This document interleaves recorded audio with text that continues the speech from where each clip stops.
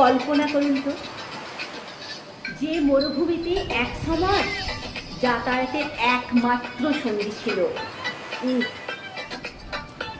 আর আজ সেখানে চালক ছাড়াই ছুটে القادمة هي বিশ্বের দ্রুততম برج خليفة دبي مول.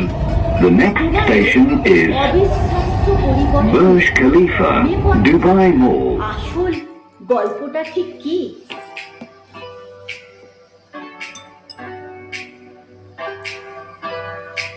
নমস্কার বন্ধুরা, দুবাই ইতিহাসের ষষ্ঠ পর্বে আপনাদের স্বাগত।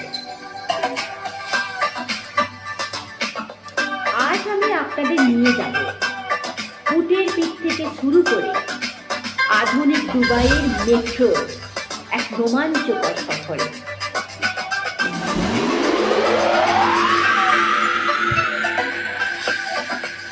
খুব বেশি দিনের কথা নয়, দুবাইয়ের ধুধু মরুভূমিতে যাতায়াতের একমাত্র ভরসা ছিল শুধুমাত্র উট। আর জলপথে এক জায়গা থেকে আর এক জায়গায় যাওয়ার জন্য ছোট ছোট কাঠের নৌকা ব্যবহার হতো, যাকে আরবি ভাষায় বলা হয় আবরা। মজার ব্যাপার হলো, দুবাইয়ের সেই পুরনো এলাকায় ওল্ড দুবাইয়ে গেলে আখড়ার দেখা মেলে, যা আমাদের মনে করিয়ে দেয় সেই ফেলে আসা দিনগুলোর কথা। পরিবর্তনটা এলো 2009 সালে 9ই সেপ্টেম্বর। 9ই সেপ্টেম্বর চালু হলো দুবাই মেট্রো। সময়টা ছিল 9টা 9 মিনিট 9 সেকেন্ড। প্রথম ট্রেনটি স্টেশন ছাড়লো, শুরু হলো একটা নতুন যুগ।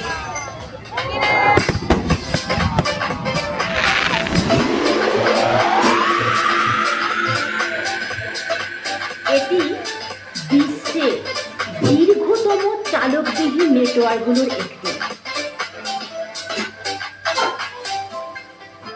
এই ট্রেনগুলো সম্পূর্ণ কম্পিউটার নিয়ন্ত্রিত, এখানে কোনো চালক থাকে না।